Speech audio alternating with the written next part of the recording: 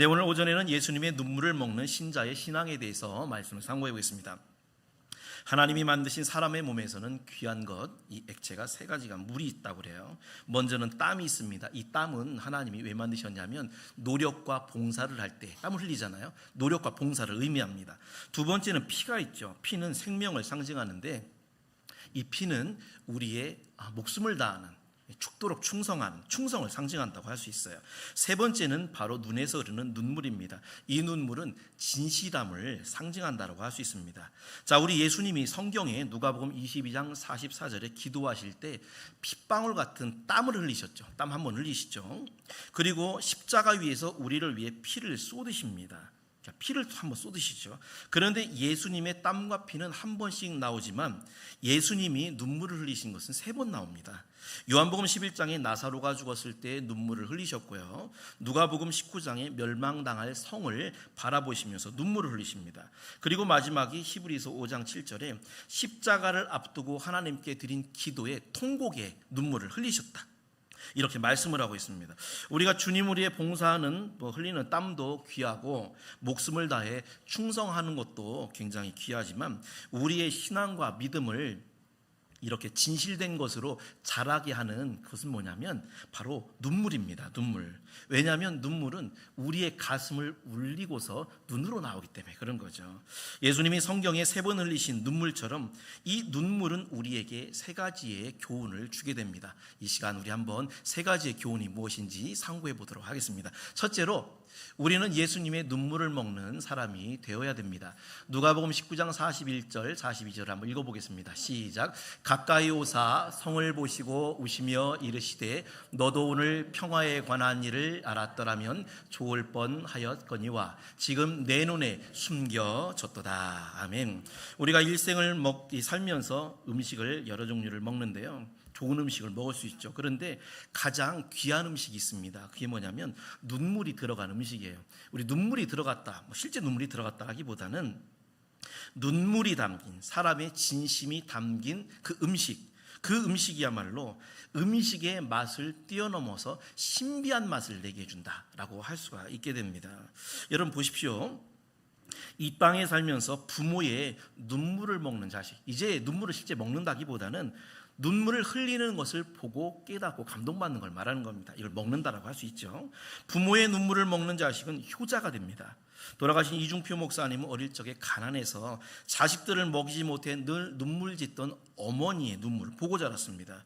이 목사님이 어릴 적에 엄마의 그 어머니의 눈물을 볼 때마다 나는 나중에 반드시 훌륭한 그런 효자가 될 거야, 이렇게 다짐을 했다고 그래요. 이 땅에 살면서 스승의 눈물을 먹는 제자는 훌륭한 사상가가 됩니다. 스승 유영모, 대단하신 분이죠. 이 스승 유영모가 한국 역사를 이야기하는 중에 임진왜란의 그 외놈들이 우리나라를 쳐들어와서 얼마나 많은 끔찍한 일을 저질렀는지, 우리 민족에게 가했던 참상을 이야기하며 눈물을 흘립니다. 스승이.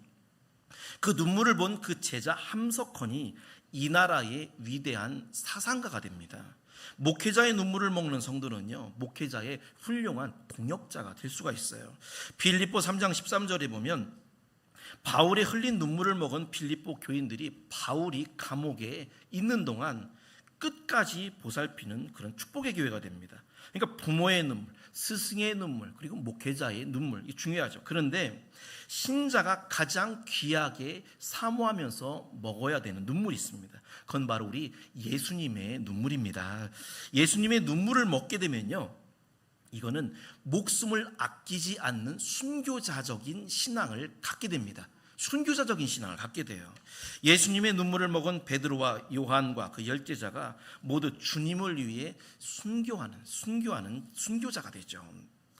그래서 예수님의 눈물은 우리의 심령을 울려주는데 우리도 역시 예수님의 흘리고 계신 눈물을 볼 수 있는 영안을 이 시간 열으시기를 주님의 이름으로 축원합니다. 존경하는 이중표 목사님의 간증을 들은 적이 있는데, 옛날에 새벽종이 있던 시절에 이 목사님이 새벽에 종을 이렇게 치시면서 마음속으로 기도를 이렇게 하셨다고 합니다. 주님, 우상에 물들어 있는 이 동네 사람들을 구원해 주십시오. 그러면서 종을 딩딩딩 치는데 주님께서 환상 중에 이 목사님 앞에 나타나신 거예요. 그런데 이 예수님이 아무 말씀도 하지 않으시고 그저 눈에 눈물을 흘리시면서 나타나셨다고 합니다. 그 모습을 보여주신 거죠. 그때 목사님께서 깨달으신 것이 예루살렘 성을 향하여 흘리신 눈물이 지금 이 시대에도 우리를 향하여, 우리 교회와 이 지역에 많은 죽어가는 영혼들을 향해 눈물을 흘리고 계시구나, 이것을 깨달았다는 거죠. 그 예수님의 눈물을 깨달은, 눈물을 먹은 목사님이 그 눈에 흐르던 눈물을 늘 생각하면서 진실한 목회를 하게 되었고, 나중에는 그 기독교 장로회죠. 굉장히 부흥하기가 힘들다고 하는 그 기장에서 가장 큰 교회를 이렇게 섬기는 목회자가 되셨다고 합니다. 오늘날도 예수님의 흘리신 눈물을 깨닫고 나를 위해 흘리고 계시구나를, 이 눈물을 먹는 신자는요, 진실한 신자가 됩니다. 예수님의 눈물을 먹고 기도하면 진실한 기도가 되기 때문에 그 기도는 반드시 응답이 되게 됩니다. 예수님의 눈물을 먹고 생각하며 생활하는 모든 것은 생활이 은혜가 되고 천국의 삶이 되게 되는 겁니다. 우리 성도님들은 모두가 예수님의 흘리시는 눈물을 보시고 깨달으시고 그 눈물을 먹는 사람이 되시기를 주님의 이름으로 축원합니다. 두 번째 신자는 눈물로 예수님을 만나는 사람이 되어야 됩니다. 히브리서 5장 7절 말씀을 한번, 두 번째 예수님이 흘리신 눈물을 한번 읽어보겠습니다. 시작. 그는 육체에 계실 때에 자기를 죽음에서 능히 구원하실 이에게 심한 통곡과 눈물로 간구와 소원을 올렸고 그의 경건하심으로 말미암아 들으심을 얻었느니라. 아멘. 사람이 사람을 만날 때 세 종류의 관계로 만나게 된다고 합니다. 첫 번째는 분노하는 관계로 만나게 된다고 그래요. 원수로 만나는 거죠. 이것은 불행한 관계입니다. 두 번째는 웃으면서 만나는 관계가 있다고 해요. 좋은 관계죠. 그런데 웃으면서 만나는 관계보다 더 좋은 관계가 있어요. 그건 바로 눈물로 만나는 관계다라는 것입니다. 이 눈물로 만나는 관계는요, 좋은 관계를 뛰어넘어서 영적으로 신비한 관계로 만들어지게 됩니다. 마찬가지로 우리가 예수님을 만나는 관계도 여러분이 세 종류가 될 수가 있는데, 첫째는 불신자나 이단들은 예수님을 분노하는 관계로 만들게 됩니다. 하나님을 믿지 않으니까요. 분노하는 자, 하나님의 분노를 받게 되고 결국에는 멸망받아 지옥에 가게 되죠. 두 번째는 예수님을 웃으면서 만나는 관계가 있어요. 대부분의 신자들이 예수님께 받을 은혜와 축복을 생각하면서 기쁘다, 기뻐하죠. 좋은 관계죠. 그런데 예수님을 웃으며 만나는 관계를 뛰어넘어서 눈물로 만나면 이거는 좋은 관계가 아니라 영적인 관계고 신비한 관계로 나아가게 된다는 겁니다. 왜 웃으며 만나는 관계보다 눈물로 만나는 관계가 이렇게 더 좋으냐? 웃음이라는 거는 웃음 속에 거짓이 들어올 수도 있어요. 웃지만 속으로는 욕할 수도 있고요. 웃지만 시기할 수 있고, 웃지만 상대방을 비난할 수도 있습니다. 마음속으로. 그런데 눈물은 진실이 들어있습니다. 왜냐하면 사람의 눈물은 그 심정에서, 이 심정을 울려서 눈으로 나오기 때문에 귀한 액체죠. 그래서 상대방의 마음을 감동시키는 역사가 있게 됩니다. 물론 이제 연기자나 가짜로 눈물을 흘릴 수도 있겠지만 대부분의 눈물은 그렇지 않죠. 충신교회 담임 목사였던 박종순 목사님께서 하시는 말씀 중에, 당신이 수십 년 목회를 하면서 목회자에게 웃어준 사람 중에는 뒤에서 비난하는 사람을 이분이 수도 없이 보았다, 그런 말씀하셨습니다. 그런데 눈물을 담아준 신자는 정말 끝까지 변함이 없더라는 거예요. 웃음으로 만난 신자는 나중에 변해도 눈물로 만난 신자는 변하지 않더라, 그런 말씀하셨죠. 누가복음 7장 37절에 보면 예수께 죄인된 여자가 하나가 나와서, 막달라 마리아, 창녀였죠. 눈물로 예수님의 발을 적시고 자기 머리털로 예수님의 발을 씻겨줬습니다. 여인이 바로 막달라 마리아죠. 그런데 이 막달라 마리아는 그래서 눈물로 예수님을 만난 사람이에요. 예수님께서 붙잡히셔서 십자가에 죽으실 때 다른 제자들은 다 도망갑니다. 그런데 눈물로 예수님을 만난 막달라 마리아가 십자가에 예수님 끝까지 남아있죠. 막달라 마리아뿐만 아니라 예수님의 십자가의 길, 누가복음 23장 27절에 보면 주니부리의 가슴을 치며 슬피 우는 여자의 큰 무리가 예수님을 따라갔다고 그랬습니다. 슬피 우는, 예수님을 위해 울었던 이 여인들도 십자가의 예수님을 끝까지 지키죠. 곁에 있었습니다. 그러니까 중요한 것은 눈물이 있느냐 없느냐다라는 것입니다. 오늘날 신자들 중에는 예수님을 만날 때에 웃음으로 만나는 신자가 있고 눈물로 만나는 신자가 있습니다. 물론 우리가 예수님을 만날 때 처음에는 대부분 웃음으로 만납니다. 축복을 주실 때 웃고요. 또 좋은 일이 생기니까 우리가 웃게 됩니다. 그런데 웃음으로만 만나게 되면 반드시 예수님을 떠날 때가 오게 된다는 거예요. 왜냐하면 웃음이 없어지면 예수님을 떠나게 되죠. 요한복음 6장 66절에 배부른 제자들에게 더 이상 그 떡을 주지 않으니까 제자들이 다 떠나가 버리게 됩니다. 왜냐하면 그 사람들이 예수님을 웃음으로만 만났기 때문에 그런 거예요. 그런데 눈물로 예수님을 만난 신자는 끝까지 주님을 배신하지를 않게 됩니다. 눈물로 만나면요, 예수님을 떠나지 않게 돼요. 자기의 눈물로 예수님의 발을 닦은 막달라 마리아, 눈물로 예수님의 십자가 뒤를 따랐던 여인들, 이 사람들은 다 눈물이 있었기 때문에 끝까지 예수님을 떠나지 않았다는 것입니다. 그런데 눈물이 없던 가룟 유다는 눈물이 없었기 때문에 예수님을 배신하고 예수님을 떠나게 되죠. 그래서 여러분, 우리는 주님을 향한 눈물이 있어야 됩니다. 그리고 이 눈물은 계시록 21장 4절에 보면 천국에서 아버지께서 우리의 눈물을 닦아주신다라고 말씀했어요. 고로 신자가 주님을 믿을 때에 내 영혼과 내 신앙과 믿음 속에 눈물이 있다. 이것은 정말 축복 중에 축복이다라는 것입니다. 아까 말씀드린 이중표 목사님이 젊은 시절 고부라는 시골 마을에서 목회를 할 때 여러 명의 아주머니들이 밭에서 김맨다라는 게 뭐냐면 풀을 이제 뽑는 걸 김맨다라고 얘기를 해요. 김을 메고 있더랍니다. 가던 길을 멈추고 목사님이 아주머니들에게 전도를 하는데 목사님 마음에 감동이 돼가지고 목이 메어서 눈물이 이렇게 나더라는 거예요. 그것을 본 한 과부 아주머니가 당신 신세가 이제 서러웠는지 자기도 목사님을 따라 눈물을 이렇게 흘리더랍니다. 이 목사님과 아주머니가 눈물로서 이렇게 만난 거예요. 이분이 목사님 눈물을 보고서 흘리는 눈물을 보고 목사님 울지 마소. 내가 믿어줄게. 내가 교회 갈게. 이렇게 전도가 돼가지고 교회에 나왔는데 이분이 교회에 나와서도 계속해서 눈물을 흘리시더라는 거예요.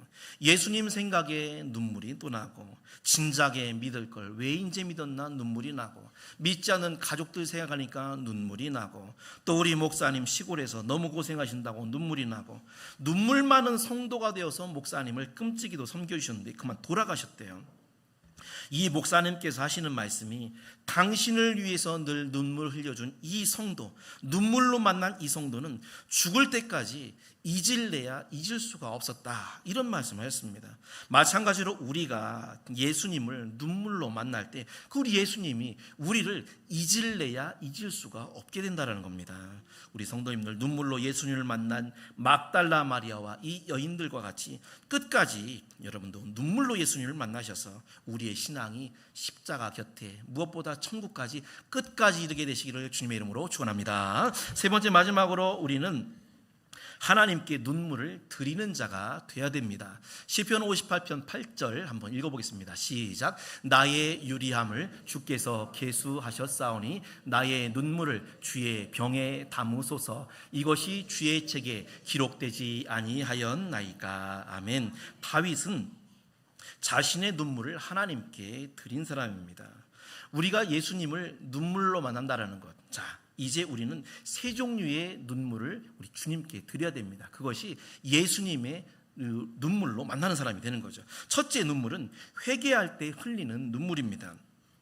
유대의 지혜서 중 하나인 미드라시에 나오는 하나님의 유리병이라는 이야기가 있어요. 하나님께서 천사에게 세상을 이렇게 돌아다니면서 가장 귀한 것을 구해와라 이렇게 명령을 하셨습니다. 천사가 세계 곳곳을 다니면서 온갖 신기한 금은 보화를 구했지만 이것들은 모두 하나님 나라에 너무 흔한 것이었어요. 세상에서 가장 귀한 것이 무엇일까 이렇게 고민할 때 이 천사가 어떤 동네를 지나가게 됩니다. 그리고 한 사람의 기도 소리를 듣게 돼요. 자신의 죄를 회개하면서 눈물을 흘리면서 기도하는 한 사람의 기도 소리였습니다. 천사는 혹시 이것이 아닐까? 그리고 천국의 유리병에 그 사람이 회개하며 흘린 눈물을 담아 하나님께 가져갑니다.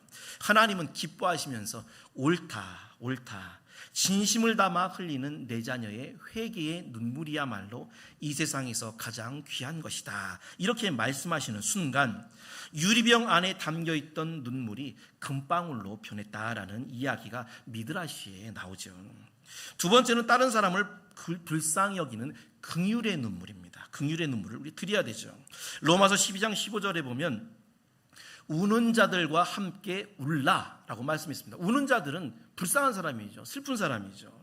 예수님이 첫 번째 흘리신 눈물, 3번 흘리셨는데 첫 번째 눈물이 이 죽은 나사로의 장례식에서였어요. 어릴 적부터 세 남매가 이제 부모 없이 의지하고 살았는데 아버지 같은 오라비가 죽은 후에 남은 두 자매가 당하는 슬픔, 이걸 아셨기 때문에 예수님도 눈물을 흘리셨다라는 겁니다. 긍휼, 불쌍히 여기신 거죠. 자, 지금으로부터 100여 년 전에 우리 화면 한번 보겠습니다. 이용도 목사님이라는 30대 젊은 목사님이 이제 눈물의 사도죠. 정말 훌륭하신 목사님인데요. 이분이 집회를 하러 중국에 있는 간도로 갈 때였습니다. 신학교 동기였던 이호빈 목사가 두만강 맞은편 돈문역에 마중을 이제 나왔습니다. 둘이 반갑게 만나서 만주의 용정행 열차를 타고 올라타고서 이제 이야기를 나누면서 오는데 창밖에 보니까 짐승의 우리 같은 것들이 보이는 거예요. 그래서 저 이용도 목사님이 저것이 무엇이요? 하고 물었습니다.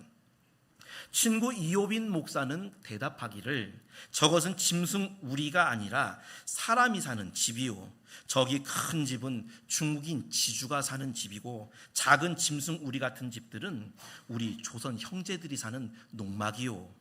그 당시 만주에서는 우리 백성들이 중국인 대지주 밑에서 노동을 하면서 아주 힘들고 어렵게 생활하고 있던 그런 시대였습니다. 이 말을 들은 이용도 목사는 가슴이 메어져서 용정에 도착될 때까지 기차 안에서 내내 그렇게 눈물을 흘리며 울고 왔다고 합니다. 그날 저녁 첫 집회에서 멀리 갔더니 처량하고 오고나요 하는 찬송을 시작으로 계속해서 집회 내내 눈물이 그치질 않았다고 해요.